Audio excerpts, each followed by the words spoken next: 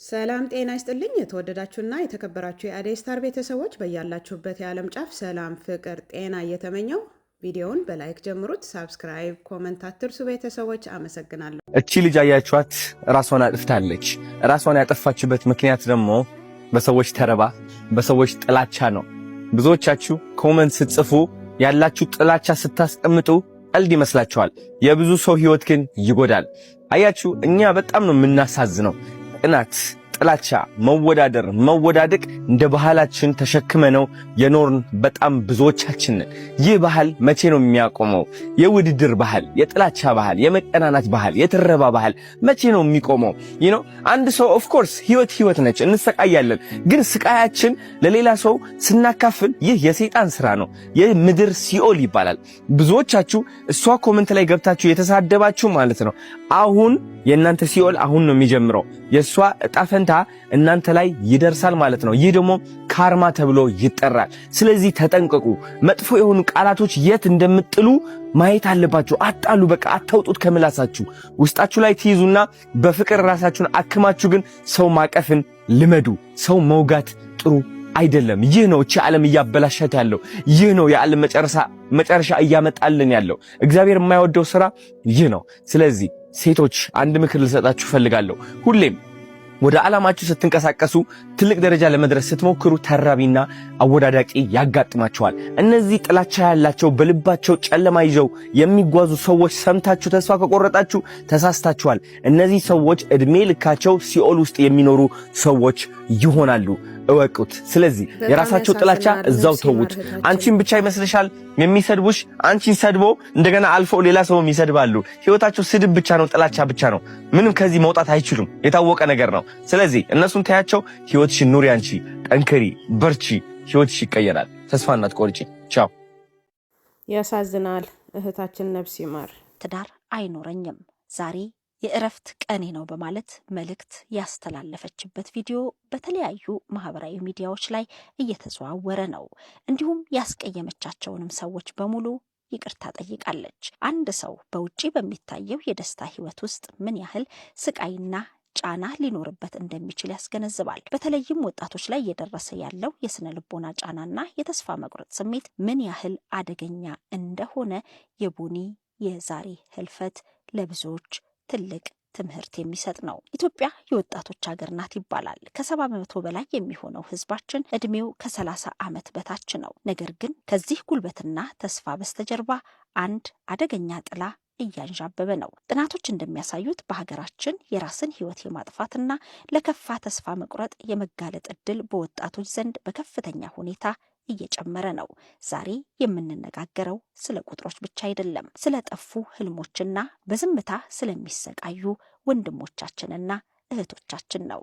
የቡኒ ህልፈት የብዙዎችን ልብ የሰበረና እጅግ የሚያሳዝን ነው። በዙሪያዋ ሰዎች እያሉ ህመሟን አልተረዷትም። በተለይ ደግሞ በማህበራዊ ሚዲያ በተለይ በቲክቶክ ገጿ ላይ ራሷን እንደምታጠፋ ተስፋ እንደቆረጠችና የመጨረሻ የስንብት ቪዲዮዋ እንደሆነ በገለጸችበት ቪዲዮ ላይ የተሰጡ አስተያየቶች እጅግ የሚያሳምሙ ናቸው።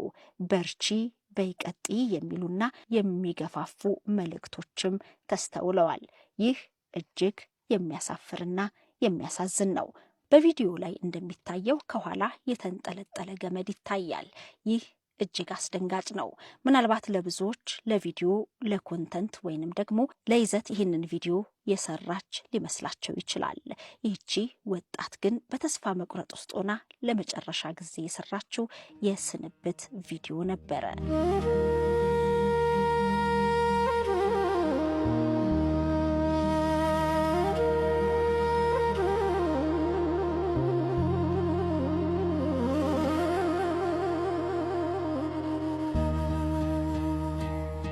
በኢትዮጵያ የጤና ጥበቃ ሚኒስቴርና ተያያዥ የጤና ተቋማት ያደረጓቸው ጥናቶች እንደሚያመለክቱት ራስን ማጥፋትና የአእምሮ ጤና እክሎች በወጣቱ ማህበረሰብ ላይ እያደረሱ ያለው ጫና እየጨመረ መጥቷል። ምንም እንኳን ዝርዝር የቁጥር መረጃዎች በየዓመቱ ቢለያዩም ዋናዎቹ የጥናት ግኝቶች ግን የሚከተሉት ናቸው። በሀገር አቀፍ ደረጃ የተደረጉ የአእምሮ ጤና ዳሰሳዎች እንደሚያሳዩት ከፍተኛ ቁጥር ያላቸው ወጣቶች ለድብርትና ለጭንቀት የተጋለጡ ናቸው።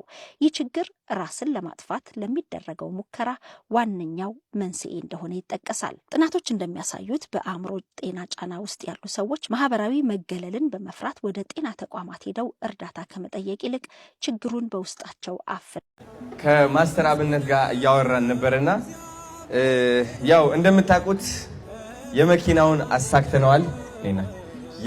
አሳክተነዋል። አሁን ደግሞ የሚቀጥለው ብዙዎቻችሁ በውስጣችሁ እያሰባችሁት ነው። አዶናይ ቤቱስ እየተባለ ነው።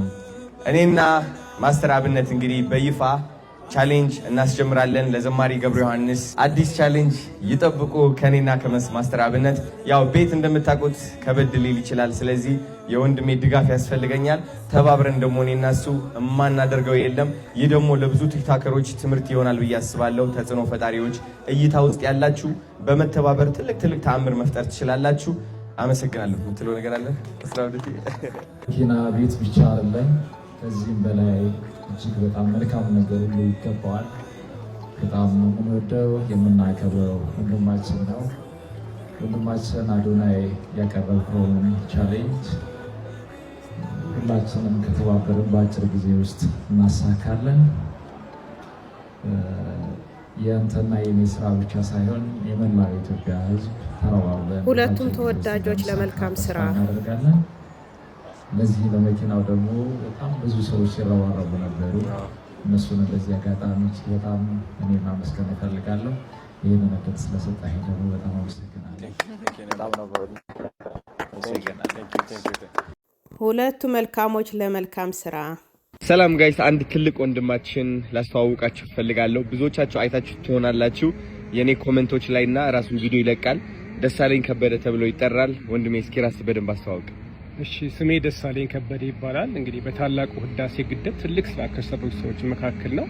እዛ ላይ እንግዲህ 2003 ስራ ጀምሬ 2005 ላይ አይኔ ላይ ከፍተኛ የሆነ የፀሐይ ጨረር እንግዲህ ወደ እዚህ አይኔ ዙሪያ ላይ ብዙ ጉዳት አድርሶብኝ አሁን ከፍተኛ የሆነ ካንሰር ማምተኛ ሆኛለሁ። እዛውም አሁን ኬሞ እየወሰድኩ ነው ያለሁት። ኦኬ ሶ ጨረር ስትል እንዴት ማለት ነው? ጨረር አልገባኝ። በአካባቢው ከፍተኛ ሙቀት ስለሆነ አሁን እንግዲህ ይሄ ነገር የተከሰተው በከፍተኛ የፀሐይ ጨረር ነው። የሐኪሞቹ መደምደሚያ ይሄ ነው ያደረሰው። እንግዲህ ለዚሁም እንግዲህ ለረጅም ጊዜ በመንግስትም በግልም ስታከም ነበረ። ነገር ግን ምንም አይነት መፍትሄ የለም። እንግዲህ ኬሞና ሰርጀሪው ትንሽ አሽሎኛል። ነገር ግን እየተመላለሰ ስላስቸገረኝ እንግዲህ የተሻለ ሕክምና በእጅጉ እንደሚያስፈልገኝ የዶክተሮቹም እንግዲህ ነግረውኛል። ኦኬ ሶ ወዴት አሁን ለምሳሌ ወደ ሌላ ሀገር መሄድ አለበት ተብሏል? አዎ ከፍተኛ የሆነ ሰርጀሪ ያስፈልጋል። ማለትም እዚህ አካባቢ ጠቅላላ ሴሎቹ ኦልሬዲ ዳሜጅ ሆነዋልና እየተመላለሰ አሁን ይሄ የቀነሰው ኬሞን ሲጨርስ ከቆመ ወደው ይጀምራል እና እንደዚህ አይነት የተደጋገመ ሳሲ አሁን ደግሞ ወደ ደረጃ 3 ካንሰር ለመጠጋት ስለፈለገ አሁን ከባድ ነው። ቀጣይ ወደ ደረጃ 3 ካደገ ደግሞ ለህይወቴም እጅግ አደገኛ ነው የሚሆነው። እንግዲህ ጋይስ እንደሰማችሁት ነው። በጣም በብዙ ችግር እያለፈ ይገኛል ወንድማችን። የተቻለውን ያክል እየሞከረ ነው እና ሁላችንም ተረባርበን ብናግዘው ብንረዳው፣ ሰውነታችን ስብናችን መንፈሳችን ብናሳይ ጥሩነት ተመልሶ ወደ ራስም ይመጣል። ዞሮ ነው የምላችሁና የጥሩነታችን መግለጫ ብናረገው ደስ ይለኛል እና እናግዘው። እስኪ የንግድ ባንክ አካውንት ንገራቸውና የሚያስፈልገውን ወጪ እንዲሸፍኑልህ እናድርግ። ምክንያቱም ውጭ ሀገር ሄዶ መታከም ካለበት ኦፍ ኮርስ እሱ ከሚችለው በላይ ወጪ አለ። ስለዚህ እባካችሁ እናግዘው። አካውንት እስኪ ንገራቸው። በጽሁፍ ማስገባት ስላልቻልኩ ነው። ባለፈው ሞክሬ ነበረ። አካውንቴ እንትን እያደረገብኝ ነው፣ ሻዶው ባን እያደረገብኝ ነው። ለዛ መልካም። እሺ እንግዲህ የኢትዮጵያ ንግድ ባንክ አካውንት 10,000,29,63,94,088 ደሳለኝ ከበደ ነው። እንዲሁም በቴሌብር 0911428964 ነው። እንግዲህ ከምታደርጉት ነገር ሁሉ እንግዲህ እግዚአብሔር አብዝቶ ይስጣችሁ። እጅግ በጣም አመሰግናለሁ። አዶናይንም አንተንም እግዚአብሔር ይስጥ። እጅግ በጣም አመሰግናለሁ። Thank you so much. Yes የተሰበሰቡን ብር በግልጽነት ለእናንተ እነግራቸዋለን ማለት ነው። እንወዳቸዋለን። Thank you። ቪዲዮዎቹን ይሄን ይመስሉ ነበር። ከወደዳችሁት ላይክ፣ ኮሜንት፣ ሳብስክራይብ አትርሱ ቤተሰቦች። አመሰግናለሁ። መልካም ቀን፣ መልካም ምሽት።